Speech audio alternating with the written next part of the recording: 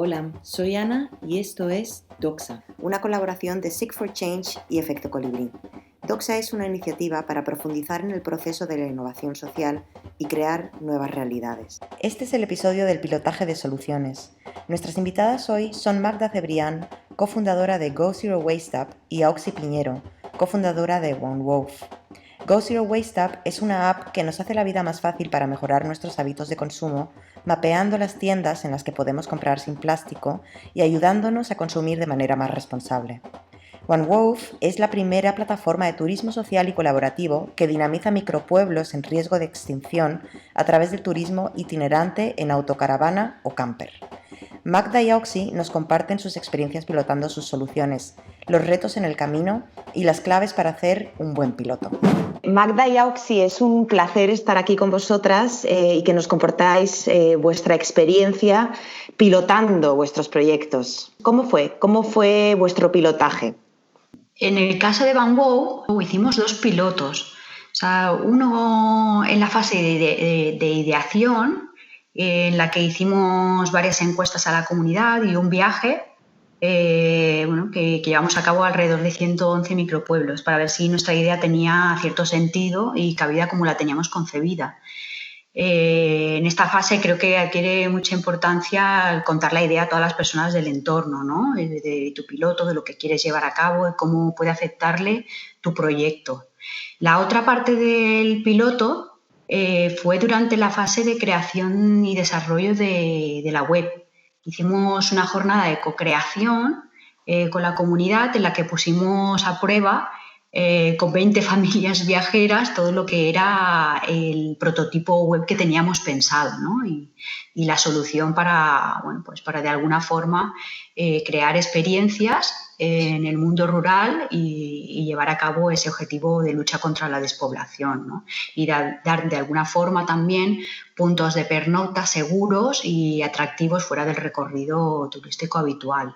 Entonces, en esta fase del piloto lo que hicimos es poner a prueba todo el contenido, la estructura y la experiencia de usuario de la web, los roles de la comunidad, por supuesto. Teníamos pensado roles que se veían muy claros en los viajeros y que algunos estaban dispuestos de alguna forma a colaborar de una forma más activa, ¿no? Dentro del proyecto. Y luego también quisimos poner a prueba incluso en el piloto la forma jurídica como cooperativa, ¿no? Que somos y poner a prueba ese espacio de decisión y la implicación de los viajeros en todo este proyecto. O sea que eso fue nuestra forma de pilotar, ¿no? De alguna forma la idea y la plataforma web. En nuestro caso, bueno, la idea, como tantas, salió de nuestra propia experiencia, y nuestra primera manera de testear si había interés o alguna oportunidad fue hacer un crowdfunding.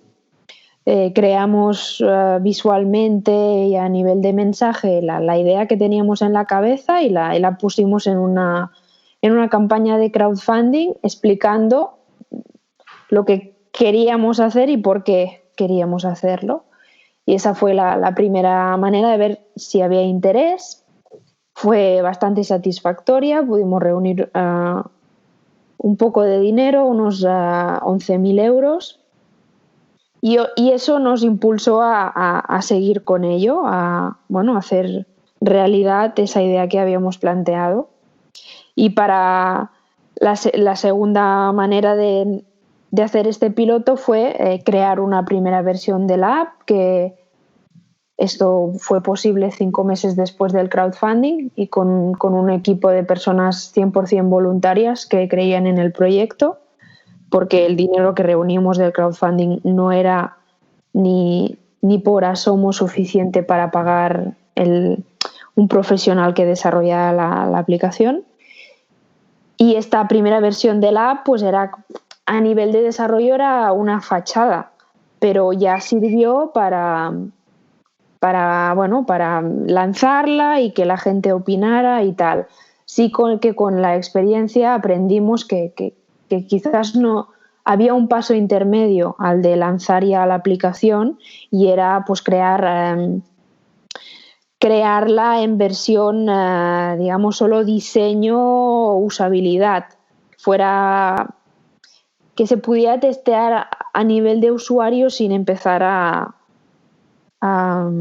echar tiempo y recursos en picar código, ¿no? Seguramente si fuéramos atrás ahora lo haríamos de otra manera, pero bueno, seguimos lo que para nosotros era los pasos lógicos en ese momento, con la experiencia y los recursos que teníamos.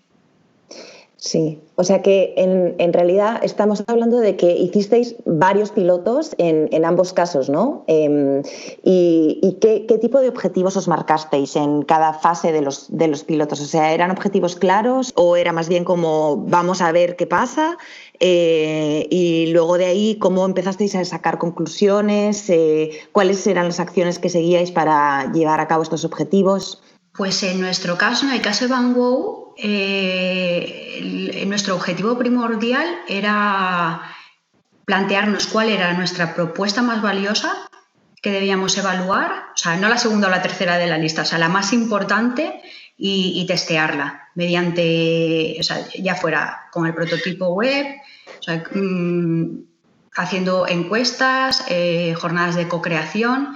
O sea, de todas las propuestas que tenía nuestro proyecto, claro, al final es muy fácil, ¿no? Cuando empiezas a crear un monstruo, ¿no? Como digo yo, y tener muchas vías y todas ellas a tu parecer súper atractivas, ¿no? Pero claro, de la forma que construyes un proyecto y de la forma que tienes que testear escogiendo una de ellas, ¿no? Entonces fue bastante dilema, ¿no? ¿Cuál es nuestra propuesta más valiosa? ¿Es el punto de pernocta? ¿Son las experiencias en el mundo rural? ¿Es objetivo de lucha contra la despoblación? ¿Poner en valor los pueblos? ¿Qué es lo que más importa a nuestra comunidad? ¿No? ¿Y por dónde vamos a empezar? O sea, ese fue nuestro objetivo, marcarnos nuestra propuesta de valor, o sea, de un inicio y a por ella, y luego ya irían viniendo el resto, ¿no? Y construyendo el resto, pero poner a prueba esa propuesta era lo más importante para nosotros. Súper. ¿Y cómo lo hicisteis? Bueno, al final, con una jornada de co-creación, cogimos a 20 familias viajeras.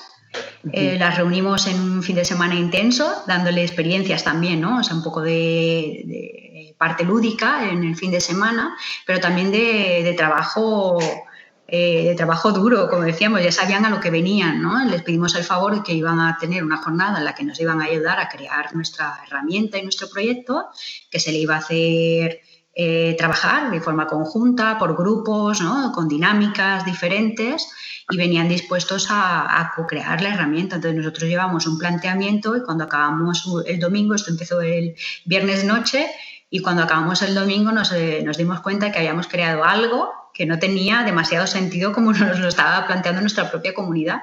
Entonces tuvimos que pivotar todo, o sea, rehacer todo lo que habíamos hecho y adecuarlo a las necesidades. Eso era como básico, ¿no? Entonces nos dimos cuenta de la importancia de, ya no en ese momento de crear algo, sino en cualquier fase que tú tenías que sacar algo nuevo, alguna novedad, de contar con tu propia comunidad. O sea, ¿qué es lo que necesitas? ¿Qué te gustaría que hiciera la web, el proyecto en sí? ¿Qué necesitas, ¿no? Para que esto tenga una cierta viabilidad y sostenibilidad, ¿no? Y que tú puedas consumirlo o utilizarlo en tus viajes, en tus momentos de ocio o no. Y la verdad es que hasta el momento nos ha funcionado. Súper. ¿Y Magda, en vuestro caso? Pues en nuestro caso el objetivo al inicio era, bueno, salir y ver cómo sentaba la idea. Y sí que me reconozco en muchas cosas de las que comenta Auxi, porque si algo hemos aprendido es a ser cada vez más orientados a feedback desde el principio, ¿no? Porque cuando lanzamos el crowdfunding, pues lo lanzamos como si fuera la carta a los Reyes Magos, ¿no? Nosotros creemos que la app ideal tendría que tener todas estas funcionalidades. Y sacamos la idea con la carta a los Reyes Magos. Y después, una vez sacamos solo la idea, tuvimos que decidir de todo lo que queríamos que fuera la app, el producto mínimo viable, ¿con qué nos quedábamos? Si teníamos que lanzar solo una de las cosas que decíamos que queríamos sacar, lo que comentaba Auxi, ¿no? ¿Qué genera realmente más valor a la comunidad o a los que creíamos que iban a ser nuestros usuarios? Y en nuestro caso, y esta es mi opinión, seguramente otros miembros del equipo fundador tendrán otra opinión, pero para mí preguntamos poco y nos dejamos llevar mucho por nuestra intuición, pensando que nosotros éramos parte de estos usuarios y que podíamos empatizar con ellos y que con esto era suficiente. Y con este aprendizaje yo siempre me imagino, tengo esta imagen mental de un árbol que si tú no lo vas podando y dando forma, crece de una manera. Pero si tú vas podándolo de vez en cuando y decidiendo hacia dónde irán las ramas, con el tiempo la forma de ese árbol va a ser muy diferente. Y este podar puede ser el feedback que vayas recogiendo en cada punto del proyecto de tus usuarios para ver dónde cortas y dónde dejas crecer. Y el resultado puede tener una forma radicalmente diferente respecto a lo que tú te habías imaginado, ¿no? Pero tienes que ser valiente y dejar soltar para que eso coja la forma que la gente a la que quieres aportar valor quiera, ¿no? Y eso yo creo que como emprendedor es un aprendizaje muy, muy importante. Sí, qué bonito además. Sí, qué siempre tan chulo, ¿eh? Me ha encantado. Sí, súper. Si vosotros metisteis a 20 personas con los que co-construisteis, ¿no? Y Magda, tú has dicho que no eran suficientes a los usuarios a los que involucrasteis. ¿A cuántos metisteis y cuántos crees ahora que deberían haber estado involucrados? Bueno, a título personal, durante este proceso me formé en Product Management y aprendí muchas de estas cosas y mis profes me decían, no, es que mínimo tendrías que contar con, no sé, 20 beta testers. Y después hay gente que me ha dicho que no, que para cada versión que saque tengo que entrevistar, pero entrevistas de 1 hora a 100 personas si puedo. Entonces este nivel de exigencia al empezar no lo tenía y ahora estoy mucho más enfocada a necesito mínimo 10-20 beta testers, pero no por versión, por tipo de dispositivo, es decir, le tengo que preguntar a mínimo 10-20 personas que tengan un iPhone y otras tantas que tengan un Android. Claro. Este nivel de enfoque no lo tenía hace un año y ahora lo tengo más.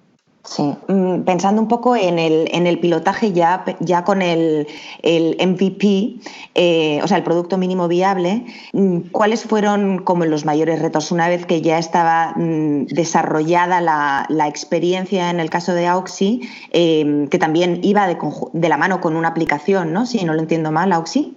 Sí, o sea, lo que nosotros desarrollamos fue una web app para empezar con el mínimo y desde luego uno de los mayores retos que se nos presentó fue crear una web desde cero con una tecnología que nos permitiera escalar, pivotar y hacer cambios de forma rápida y efectiva, ¿no? Debatimos mucho en el equipo, en los 4, ¿no? Entre utilizar un software que nos facilitara al máximo pues, la implementación de la idea como un shared drive, ¿no? Que nos permitiera crear una metodología Lean y que fuera una plataforma colaborativa y hacerla en el menor tiempo posible. Pero al final descartamos esta opción porque aunque sabíamos que era la vía más rápida de salir al mercado y que todas las asesoras nos recomendaban, ¿no? Empezar con un shared drive, lo más fácil, lo más simple, no facilitaba a nuestro desarrollador web, que lo teníamos en el propio equipo y también es cofundador, ¿no?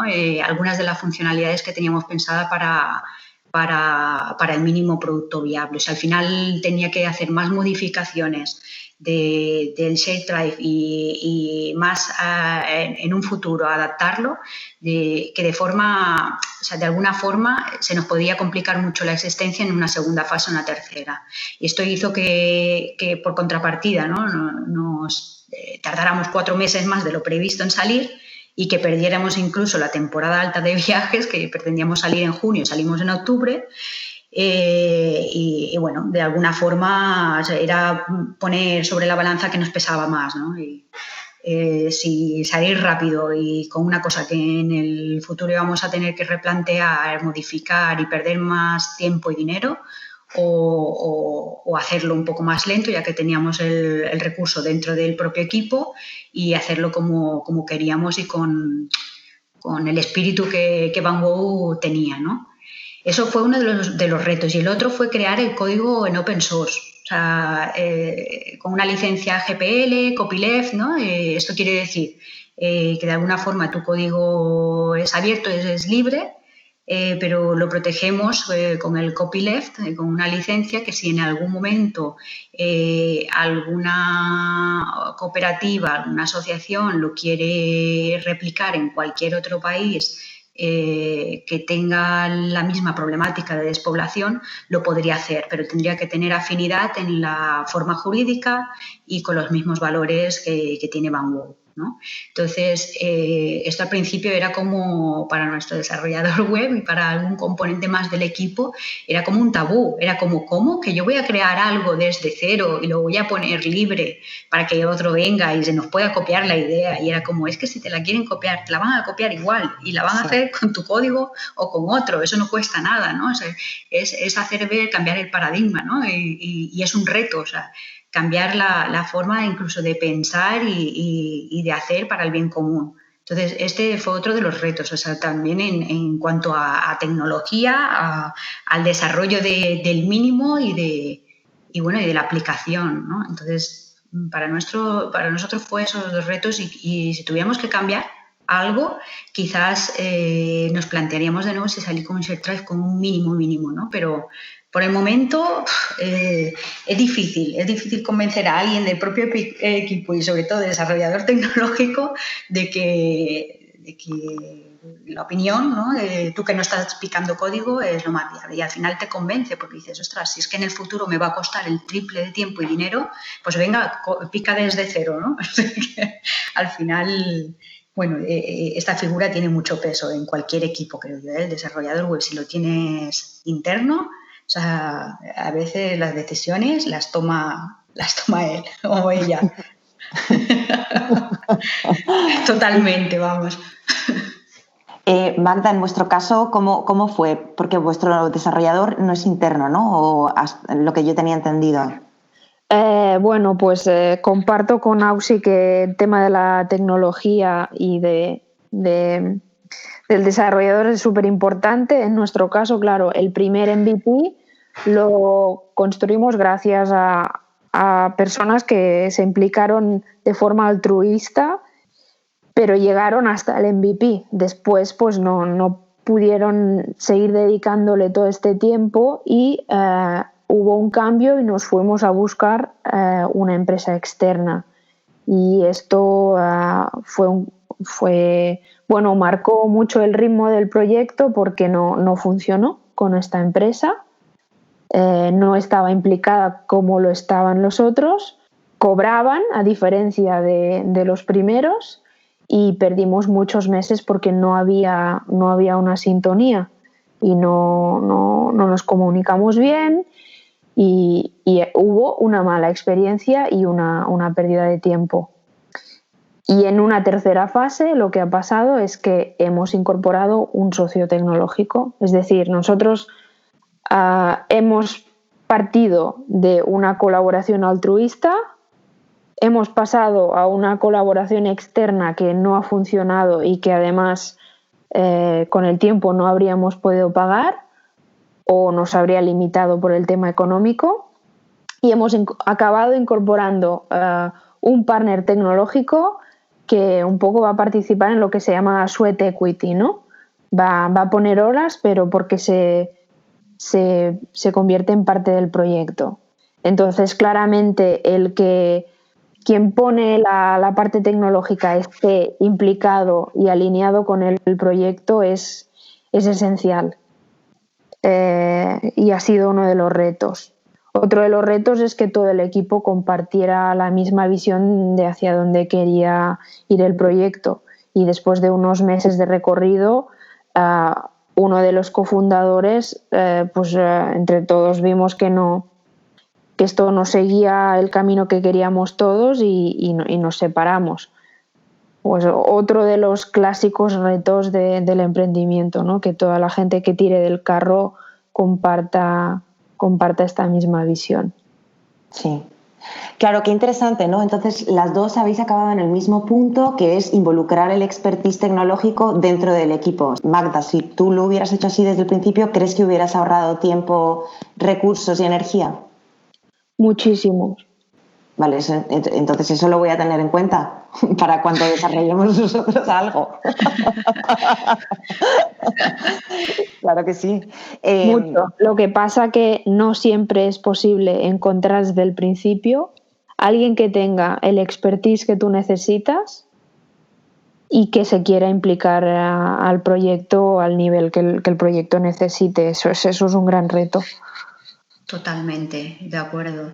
O sea, tener un socio tecnológico yo creo que es una de las claves de cualquier proyecto en estos momentos, pero claro, tratándose de un proyecto de emprendimiento y el nivel que tú quieres en un socio tecnológico, encuentran en el mercado cualquier otra opción que les va a dar mucho más beneficio, ¿no? Y les va a reportar más capital porque están muy bien pagadas, ¿no? Esta figura. Entonces, claro, tiene que ser una persona que se sienta muy afín al proyecto, que le motive y que le entusiasme, que no solo sea el crear, ¿no? O el formar parte de un proyecto y ya está. O sea, que el tema de base le guste y que le gusten los retos. O sea, que tampoco es fácil encontrar ese perfil, ¿no? De socio tecnológico motivado, que se pone retos, que quiere mejorar en el día a día y que encima va alineado con el equipo. No es fácil, ¿eh? Nosotros tuvimos la suerte de encontrar a Javi y genial con él y cruzamos los dedos para que no se nos vaya nunca. Bueno, en nuestro caso me gustaría señalar una pequeña diferencia entre ambos proyectos. Nosotros al final no hemos encontrado una persona, sino una empresa entera que entra como partner. Es decir, lo que hemos incorporado es todo un equipo donde hay desarrollo, UX, pero que también, por ejemplo, incorpora una parte súper importante para nosotros que es la búsqueda de financiación internacional. Es decir, hemos encontrado una empresa que además tiene una larga trayectoria y experiencia en buscar financiación con proyectos europeos. Y eso para nosotros es, igual de valioso que la parte tecnológica, porque es alguien que va, hablando en plata, va a buscar dinero y a rascar de donde sea para que este proyecto tenga también sostenibilidad económica. Súper. Claro, eso está interesante porque dependiendo del formato legal que tenga cada organización, pues va a ser diferente, ¿no? Esto, por ejemplo, Auxi, en vuestro caso, sería ¿cómo lo ves? Podría ser una opción, pues hay que encontrar también la empresa que apueste, ¿no? Siendo a lo mejor una cooperativa sin ánimo de lucro es complicado porque te das cuenta que hay muchas empresas, ¿no? O socios o partners que podrían ayudarte por el camino, pero que al desconocer el mundo cooperativista les echa para atrás, ¿no? Y esto es lo mismo, decir, es que yo no entiendo de cooperativas. Hace no mucho, hace cuestión de un mes y medio, una gran empresa multinacional que tiene sedes en muchos países y bueno, se prestó a echarnos un cable en la consecución, ¿no? De ayudas y del desarrollo.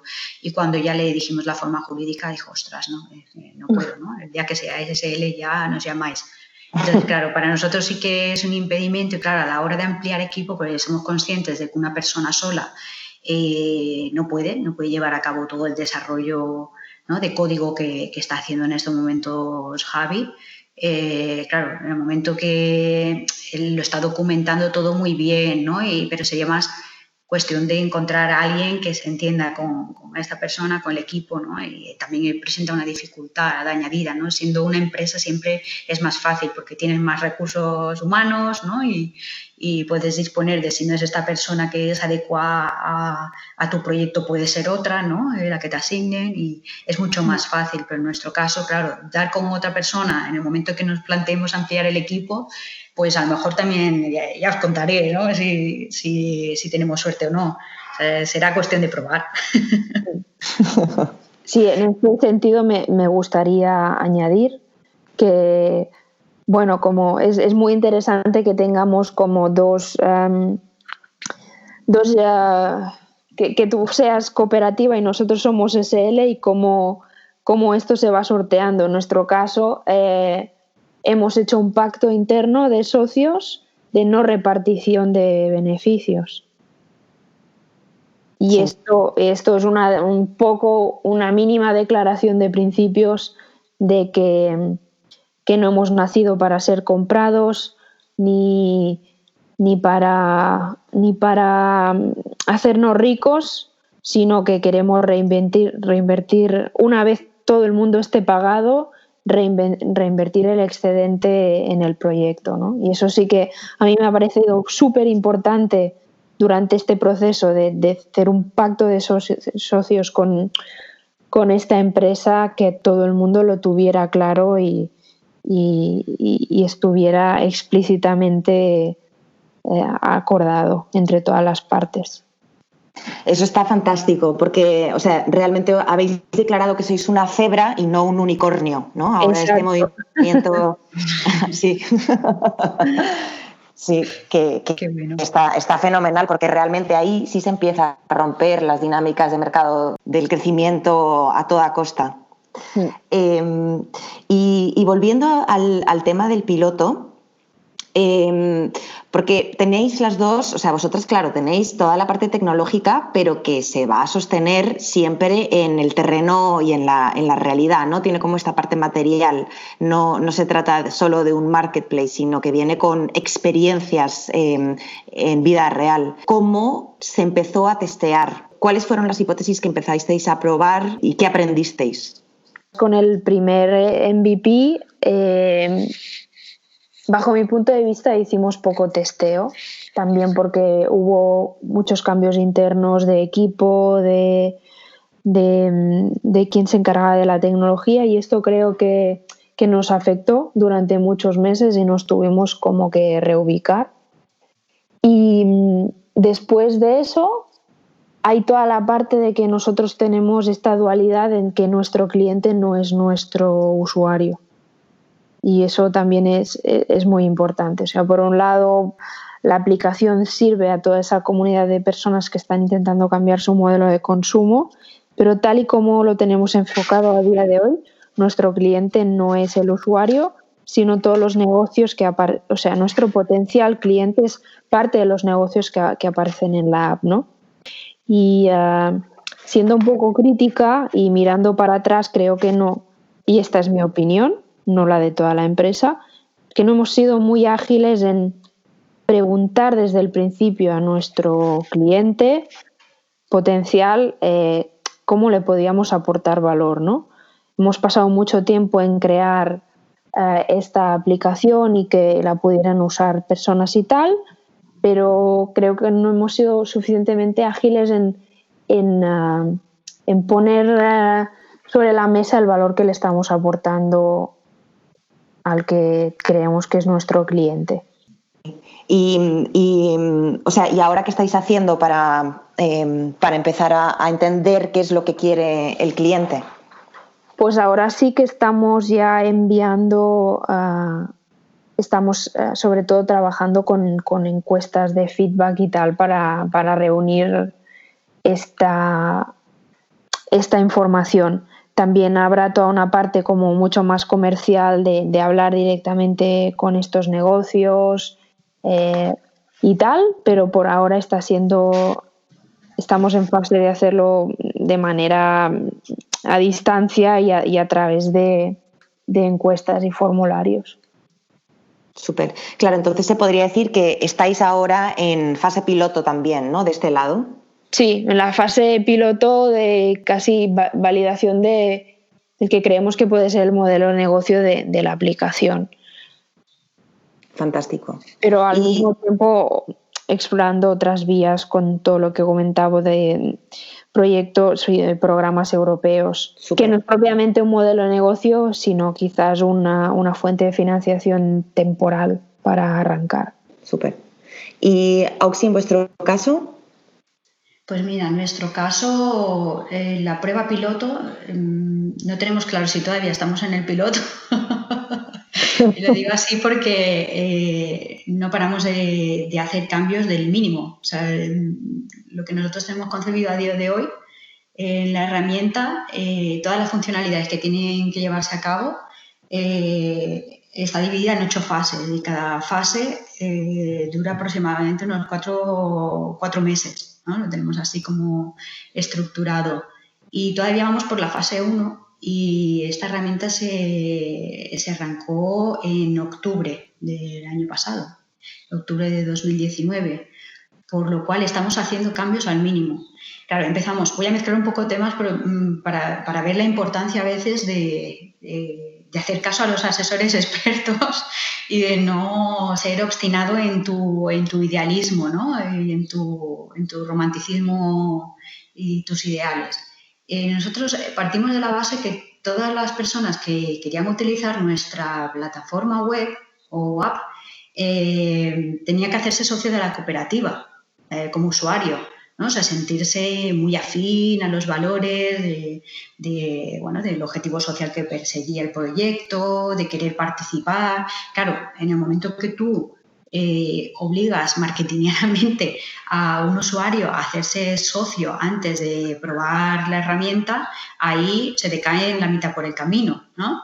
Es como, ¿cómo que me tengo que hacer cooperativo? Hay mucha gente que sí que se sentía afín y por ello ya somos 116 socios, muchos más registrados, por supuesto, ¿no? Pero de esa cantidad te das cuenta que los que se implican en tu producto, tu servicio, tu propuesta de valor de una forma mucho más activa no llega al 20% ni mucho menos, ¿no? O sea, se quedan en el 15%. Que bienvenidos sean, porque son como los early adopters los que te van a seguir a muerte, los que te van a ayudar, los que van a hacer de tu proyecto y de tu web, van a hacer una comunicación distribuida para facilitarte la vida, ¿no? Entonces, claro, nosotros llegados a ese punto, después de estar 2-3 meses haciendo una prueba del piloto durante, no sé, 2 meses, sí, yo creo que fueron 2 meses a saco intensivamente con los primeros usuarios, nos dimos cuenta de que la mayoría de visitas que teníamos de otros posibles usuarios no convertía porque se tenían que hacer socios y lo eliminamos. Pasamos del romanticismo de la idea y dijimos practicidad, o sea, vamos a quitar pasos en el embudo y que entre, por favor, más usuarios, más registro, porque si no, esto no tiene cabida, ¿no? Entonces te das cuenta que a veces la forma jurídica también que tú eliges, tus ideales, tu objetivo social que persigues, tiene que ir no tan en consonancia con la web y el producto que tú estás creando. O sea que el cooperativismo de plataforma, por ejemplo, que está en auge, está creciendo, hay muchas más cooperativas, hay gente que cree en este modelo y nosotros también, ¿no? Porque nos parece una forma de alinearse más democrática, más persiguiendo un objetivo social. A veces tienes que dejarla para solo el 15% de la población que te va a usar y sobre todo cuando se trata de ocio. En nuestro caso no es un modelo reivindicativo, no es un producto de primera necesidad. El ocio es algo complementario y la gente cuando quiere divertirse no está pensando en muchas ocasiones, ¿no? En más allá de pasar un rato agradable, pero que también tenga unos valores, ¿no? Pero le dan más importancia pues a otros valores que no el simplemente de asociarse a una cooperativa. Entonces, bueno, para nosotros el piloto a día de hoy, hasta que no hemos abierto del todo la web y la hemos hecho accesible, para todos, para que cualquier persona que pueda caer en nuestra web pueda consumir experiencias, por decirlo de alguna forma. No hemos empezado a tener más recorrido, y a día de hoy ha cambiado mucho el paradigma de cómo empezamos, con todo capado, al día de hoy. O sea, las cosas como son.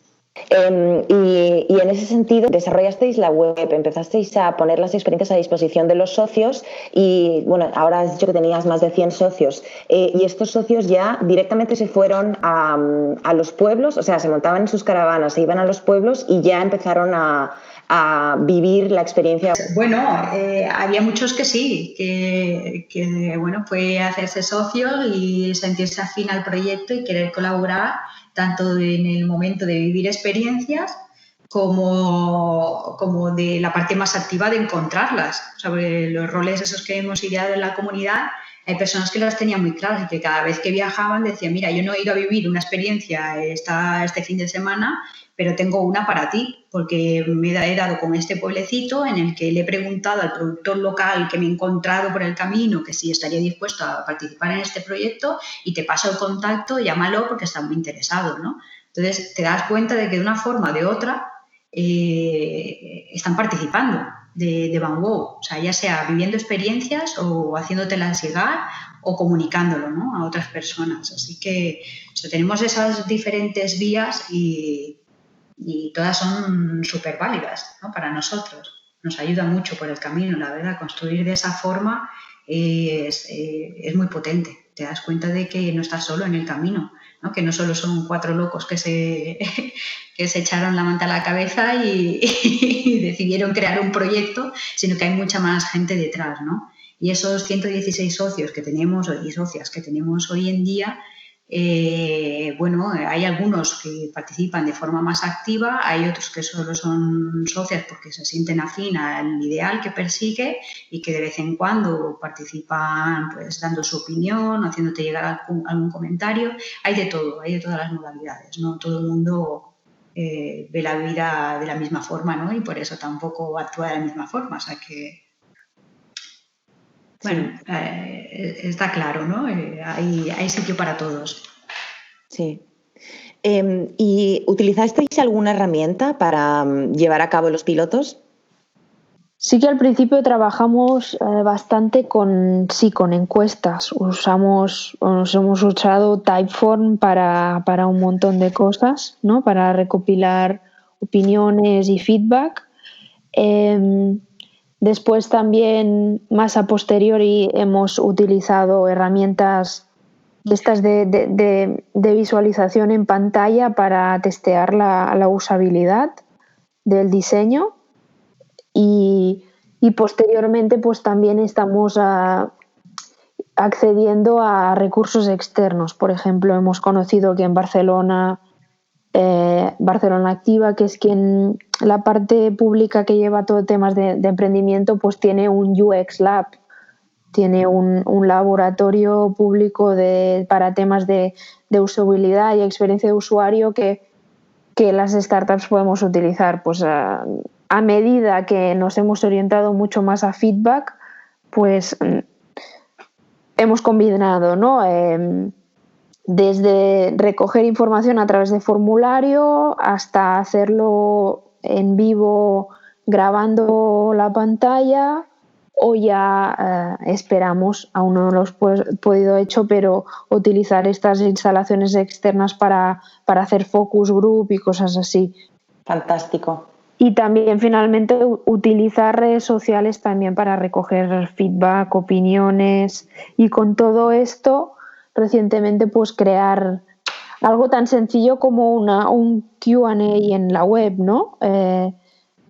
Poco a poco hemos ido interiorizando que todas las dudas y las preguntas y el feedback de tus usuarios, todo esto también se puede volcar en preguntas más frecuentes en tu web, sabiendo que en muchos casos es casi la página más visitada de tu web y una fuente constante de feedback según cómo lo montes. Y cuando hablando de las redes sociales, ¿nos podrías dar un par de técnicas de cómo recopilar información? Bueno, al final, sobre todo nosotros estamos muy presentes en Instagram y yo he visto marcas que lo hacen casi de una manera semanal. Nosotros no lo hemos hecho, pero he visto marcas que, yo qué sé, cada viernes es Feedback Friday y habilitan la típica cajita de pregúntame algo y más o menos dirigido, pero puerta abierta para este feedback constante, ¿no? O también muchas marcas ahora están haciendo los Instagram Lives o Facebook Lives o Lives en YouTube. Todas estas plataformas te permiten habilitar un chat en vivo y preguntar a toda la gente que te esté viendo, incluso a posteriori si se graba y lo dejas grabado, ahí en los comentarios sigue recogiendo feedback. Entonces, yo todo esto al principio no lo veía como feedback y ahora veo feedback en todas partes. Porque poco a poco voy cambiando esta mentalidad y valoro mucho más todo lo que me quieran aportar las personas que en ese momento o a posteriori me escuchen o quieran establecer algún tipo de conversación conmigo. Y Auxi, en vuestro caso, ¿qué herramientas fueron clave para el pilotaje? Nosotros desde un principio lo que hicimos fue encuestas, lógicamente, ¿no? Encuestas, jornadas de co-creación, luego hicimos focus groups más enfocados a lo que es la herramienta. También como Magda utilizamos el servicio de Barcelona Activa del Ayuntamiento de Barcelona, el UX Lab, ya que son iniciativas, ¿no?, públicas y que la verdad que están súper bien, pues hay que utilizarlas. Y luego ya en lo que se refiere al piloto, a la web, al testeo, ¿no?, las herramientas que utilizábamos eran pues la que puede utilizar cualquier equipo para testear su web app, ¿no? Hacíamos una revisión del Customer Journey, luego desarrollábamos los wireframes, íbamos capturando todos los insights en los user tests, hacíamos normalmente user test de 5 personas y hacíamos una iteración, ¿no? Poníamos un poco la actitud del investigador y observador, ¿no? Lo que íbamos capturando de toda esa experiencia que íbamos registrando y luego hacíamos como más preguntas de investigación sobre cada proceso creativo de la web app, ¿no? Y así volvíamos a desarrollar otro prototipo. Bueno, nuestra diseñadora, que es Ana, que también la tenemos incorporada en el equipo que lleva tanto el diseño de experiencia de usuario como toda la parte gráfica y audiovisual, la volvíamos loca porque es que eran cambios constantes y nos dábamos cuenta que cuando hacíamos ese user test de 5 personas y teníamos que volver a iterar, o sea que era un proceso continuo y laborioso que a veces pues cada desarrollo o cada diseño nos llevaba, pues no te voy a engañar, 2 semanas, nos ralentizaba más, pero es que era necesario porque cada vez que hacíamos un cambio veíamos que algo arreglábamos pero desarreglábamos otras cosas y era difícil. Entonces, bueno, es todo un proceso, ¿no?, de marcarte metas y ir revisando y sobre todo tener muy en cuenta el Customer Journey para que... y ya aparte redes sociales y recibir feedback, bueno, nosotros tenemos la suerte de que a través de la propia web, los canales que tenemos abiertos de formularios de preguntas, nos entran muchas, o sea, al día, ¿no?, tanto de preguntas, de cuestiones, de dudas, a todos los niveles, ¿eh? No sé, es que no hay día que no nos sorprenda a algo, ¿no?, que recibimos en el mail. O sea, que es nuestra forma más valiosa de comunicarnos de forma directa, ¿no?, y muy personalizada. Luego, por las redes sociales también tenemos la suerte de que tenemos una comunidad bastante amplia para el poco tiempo que llevamos de recorrido. No sé si ahora alcanza los 16.000 seguidores en todas las redes, ¿no?, y que tenemos un diálogo bastante continuo y frecuente con ellos, tanto por mensajes directos, ¿eh? Nos bombardean en mensajes directos cada vez que hacemos un directo o un webinar con alguna revista o algún medio experto de nuestro colectivo, y que es nuestra mejor forma de dialogar, ¿no? y de estar en contacto con ellos y saber sus necesidades. O sea, tenemos muchas vías y la verdad que para los pocos recursos humanos que tenemos, que a veces se nos queda, somos 4, pero es que a veces no damos abasto, es difícil y complicado dar, ¿no?, ese feedback a todo el mundo. Lo intentamos siempre y a veces tardamos, pero acabamos contestando. Pero muy básico para nosotros. Es lo mejor que nos puede pasar, que hay sugerencias. O sea, que no pensábamos nunca recibir sugerencias a través de nuestros canales propios. Y sí, la gente es súper participativa, implicada. Oye, he pensado que si hicierais esto, lo podríais poner en práctica. Yo me ofrezco voluntaria o voluntario para probar y para ayudaros. O sea, nuestra comunidad es de lo más participativa que yo creo que puede haber en cualquier colectivo. Vamos, yo me quito el sombrero. Sí, yo esto me uno, que realmente casi que de las partes más bonitas de todo este viaje es justamente esto, encontrarse personas que se toman un tiempo para enviarte un mail que casi te hace llorar de que sea, no sé, que te hayan dedicado ese tiempo y que se han tomado la molestia de compartir ideas contigo y sin conocerte e intentar ayudarte a mejorar. Eso es precioso. Pero entonces eso significa que algo estáis haciendo bien. O sea, eso le gustaría a muchísimas marcas. Pues sí. ¿Qué le recomendaríais a gente que está a punto de empezar con un piloto? O sea, que ya ha validado la idea, ya ha hecho los talleres de co-creación y luego ya van a probar el MVP con usuarios reales. Yo les diría que pregunten mucho, mucho, mucho, mucho más de lo que creen que tienen que preguntar. Y también les diría que no se distraigan, porque claro, siempre te surgen cosas y lo quieres incorporar y todo te parece válido para sumar al proyecto, y uno de los grandes retos es el foco, y no digo que yo sea una experta en eso, más bien es fruto de la propia experiencia que me pasa constantemente. Así que estas dos cosas, el foco y el no parar de preguntar. Súper. Y yo, pues, más o menos iría en la misma línea. Yo el primero que recomendaría, y ya por experiencia propia, por no haber sabido tener ese foco, como dice Magda, ¿no?, es plantear cuál es la propuesta más valiosa que debes evaluar, ¿no? Coger solo una y la muerte con ella. O sea, en muchas ocasiones creo que la ambición por salir con tu mejor piloto puede ser nuestro mayor enemigo. Sí. Es necesario salir, comprobar, que la gente te conozca, que te dé su feedback, da igual, si te equivocas ya podrás pivotar y cambiar lo necesario. O sea, es básico. Y luego que, en segundo lugar, también recomendaría que al final tu piloto sea el resultado del trabajo y la consulta con tu público y tu comunidad. O sea, sin saber lo que necesitan y lo que quieren no se puede construir un piloto. Y eso en cualquier proyecto que quiera ser sostenible es básico. No te puedes quedar con tu idea romántica, ¿no?, y decir, no, yo esto creo que va a funcionar, yo esto lo hago y ya veremos cómo funciona. No. O sea, primero consulta. Estate segura de qué es lo que quiere tu público y si puedes construir ese piloto con ayuda, ¿no?, y con la co-creación de ese público, mucho mejor que si lo llevas a cabo sola. O sea que esas serían como mis dos recomendaciones, y creo que hablo en nombre de todo el equipo, que ya estamos más que, ¿no?, escarmentados de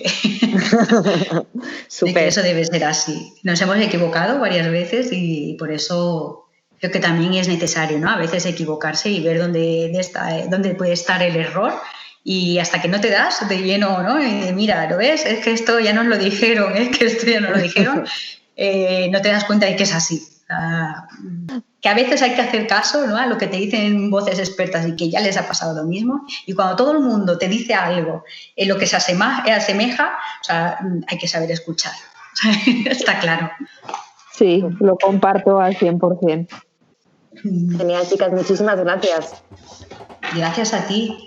A ti. Un placer. Esto es Doxa, una iniciativa para crear nuevas realidades.